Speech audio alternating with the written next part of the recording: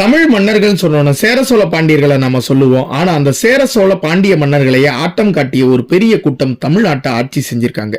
அது யாரு அப்படின்னா களப்பிரர்கள்.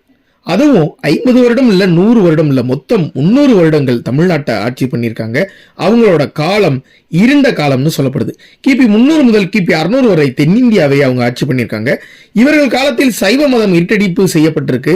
சமணமும் பௌத்தமும் மட்டும்தான் தலை தொங்கி இருந்தது. புதுக்கோட்டை மாவட்டம் பொன்னமராவதிக்கு அருகில் பூலாங்குறிச்சியில் களப்பிரர்கள் பற்றிய கல்வெட்டுகள் உள்ளது. கிபி 442 என குறிப்பிடப்பட்டுள்ள அந்த கல்வெட்டில் கோச்சேந்தன் கூற்றன் என்ற மன்னனின் பெயர் உள்ளது.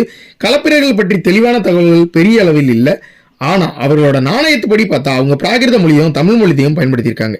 பிற்காலத்தில் வந்த களப்பிரர்கள் முருகனை வழிபட்டிருக்காங்க. கிபி 575 பாண்டிய மன்னர் கடுங்கோன் பாண்டியர் களப்பிரர்களை வென்று அவங்களோட இனத்தையே அழிச்சிருக்கிறாரு.